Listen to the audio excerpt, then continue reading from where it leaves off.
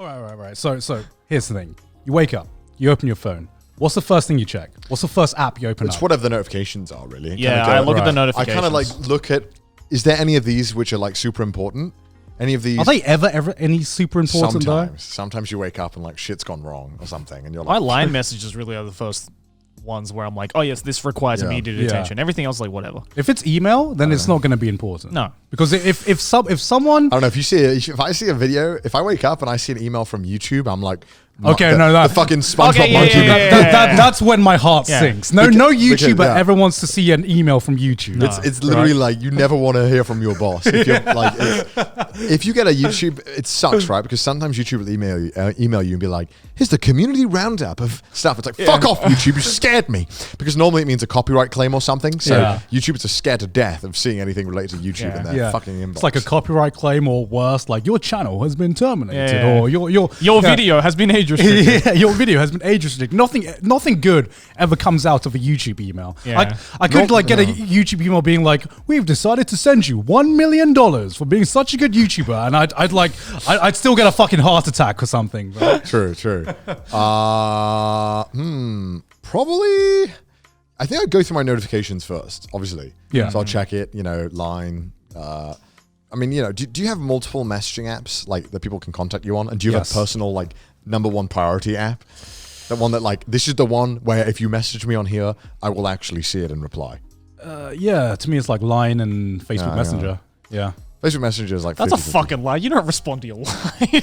Well, that's like God doesn't respond to messages. God does not respond to messages. It's actually impossible. I respond to messages when I check my messages, and I do not check my messages when I get notifications. That's just what I have to do. Yeah. You were like my friend from. I had a friend from school, right? And he was always kind of a little odd, but he was a good friend. We used to play Xbox a lot. Mm-hmm. But he was just always so stoic and very strange with like communication. Like we'd always play Xbox, right? But then when summer holidays would come around, he'd be like, "All right, guys, I'm just not going to talk to you all summer." And we were like, "All right," but he wouldn't. He would just disappear all summer, and it was like, okay, strange. And whenever you messaged him, you'd see him at school. You're like, "Yeah, why didn't you reply my message?" He's like, "I didn't want to." And I was like, we'd be like, what? What an asshole. Yeah. And then at prom, right? We were at prom and we're just having a good time. And then we were like, yeah, dude, we should grab some drinks. And then at prom, he's like, I'm never going to see any of you guys ever again. And we were like, wow. We were like, what? Wow. And then, but to this day, we never saw him again. I gotta say, he's a man of his word. Wow. At least you can't say he was wrong. But you know what was weird? Like, 2-3 years later, he messaged us on Facebook, and we played during it might have been, when was Fortnite popular? When was Ninja like the biggest thing? 2-3 years ago. Yeah, whenever that happened, we played like a few games of Fortnite one day, and then haven't heard from him again. So that was interesting. Last online 9 years ago. Yeah. Well, actually, I know what he's up to because my friend's dad is best friends with his dad, so he's alive. He's alive. He's doing well. He just doesn't want to see you. I get it. Some people want to move on after school. I get it, but like, I don't know. To me, it was like, damn, this man was sure. It's not like he was getting like bullied or anything. No. We were his friends. We were literally his friends. Well, clearly not. We hung out with him more than anyone, and this guy was decided that he was just done. He's like, friendship over. This man like just did the IRL friendship remove in front of us. And we thought he was like joking. Friendship with Connor ended. Fortnite is my friend now. Yeah, I met up with some of my friends when I was back in the UK. There was the two friends. So we had a friend group of four of us, and it was the three of us and not him. We met up and we were just like, yeah, that was weird, huh? How he really was a man of his word to the end, huh? He had really just disappeared. He literally just went through his Facebook friend list and we IRL and we're just like, guys, I'm gonna start clearing off my friend list. If I unfriend you, don't worry about it. Well, that's weird, right? Because he didn't delete any of us on Facebook, and I think if I messaged him, he would reply. But he just was like, I'm never gonna ever make an effort to talk to you ever again. It was true. The man knows what he wants, right? In some ways, I respect the conviction. I wish I had that amount of conviction at age 18 to decide to make a life choice like that, to just cut people out. Yeah, I mean, how many of the people you still like met at 18 or friends with in high school do you still keep in contact with? High school? Actually a fair amount. occasionally just because it was very small. Yeah, I still have like a Facebook group of like all my friends. It was from a high really school. small town, so it's a lot easier to Yeah. you know, you knew everyone. Yeah. And, you know, your parents know everyone. So it's really hard not to like have some form of like, oh, this so-and-so is up to this and stuff. Yeah, that's weird for me because I remember whenever I go like visit Sydney's hometown and Sydney's family, we'd just be like go shopping to a supermarket or like going in town, and she'd be like, "Oh yeah, she taught me history in high school. Oh yeah, she's friends with the fucking small town things. yeah, just small town things." And Am I right, fellow Wisconsins? and I'm just like, I can't imagine ever like running into my teacher in normal life, because if that happens like in my city, it's like DEFCON 5, you know, like something bad's gone wrong. It's just Oh, see, my teachers emailed me.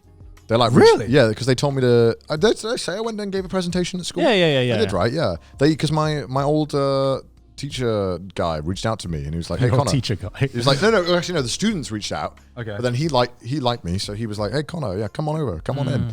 And so I can just like walk in. So here's the thing, right? Is that I'm speaking to an American. And this is going to sound like another Connor's American story. Yeah. We were sitting there, and so they were from Florida, and we were talking about this, and they were like, "Wait, so there's like no security at your school?" I was like, "No, there's no security at my school." They were like, "What if like something bad happens?" I'm like, bad things don't happen at school. Yeah. This is school. Like, what do you mean? Like the teachers can handle it. What do you mean? It's kids. It's like it's fine. Like what if someone comes in with a gun?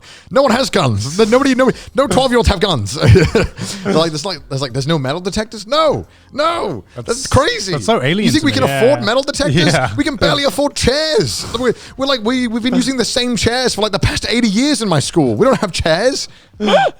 Like if you're in a school and you had to open up the textbook and you didn't have to share your fucking textbook, you knew you were in a good fucking school. So like I could like, you know, I could if I was going in, you know, if I just said one of the teachers is like is asked me to come in, you know, even if they don't know anything, I can just walk in and be like, "Hey, the school told me I was coming," and they're like, "Oh, okay, cool," because they like know who I am. Yeah.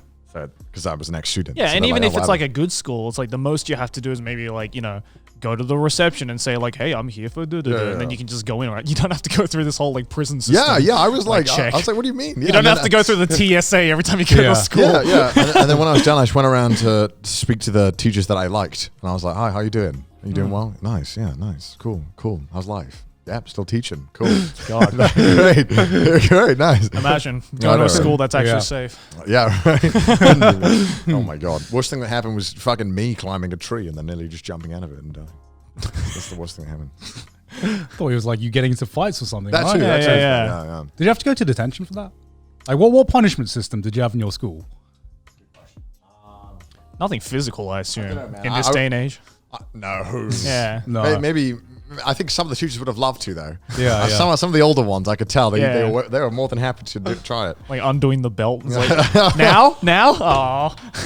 Oh. Yeah, did you guys have detention in your school? Yeah, of course. We had a thing. I forgot what it's called in Welsh. What is it? You sit in a room facing a wall. It's like a tiny room. Yeah. You just face a wall. Yeah. And we had the same thing where our teachers would just tell students to just look at the fucking corner. Go stand on the wall, right? and that's how it was until I entered high school, right? Because to me, the word detention, that was an American thing, right? That was an American punishment. Yeah. Us schools in Britain, we just looked at the wall. We looked at the corner. We called it Blair witching. But, you know, whenever I got into fight, I think I only went there once, and that was from one of the fights. But most of the time, I went like full lawyer mode. When I was a kid, I was like, "Hell no, Your Honor! He hit me first. There is no way I'm doing this." Self-defense. Yeah.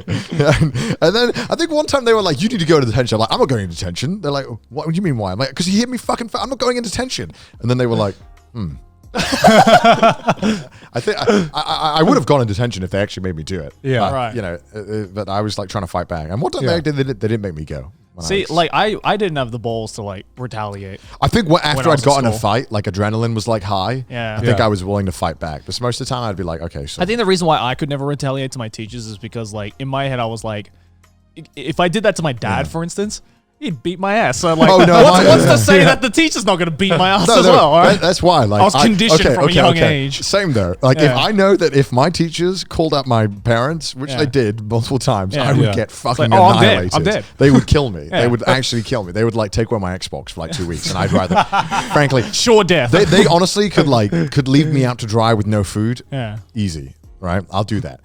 Take my Xbox away for 2 weeks. All right, real shit. All right, now I'm gonna do anything possible to avoid. They never told me that there was a fate worse than death.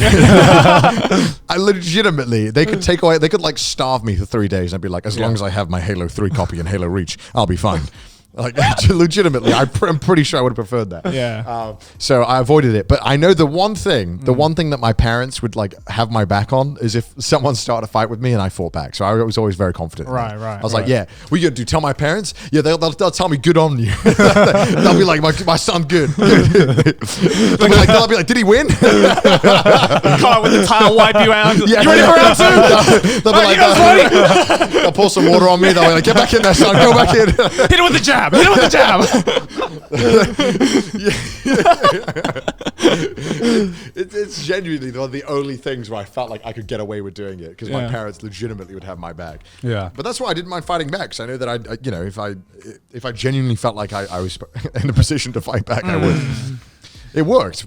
But I wouldn't recommend it for everyone. Yeah. if you fight back and you lose, it's that's a different thing, right? It's very bad. Yeah. It's almost terrible. You're going to be bullied by everyone. So, any kids watching this, it's high risk, high reward, right? Yeah. Not even high reward. It's just high risk. Yeah, it's just high risk. It's just high risk. Yeah, we've spoken about that a bunch. So. Yeah. All right, I need a piss. Connor the psychopath. I gotta make piss.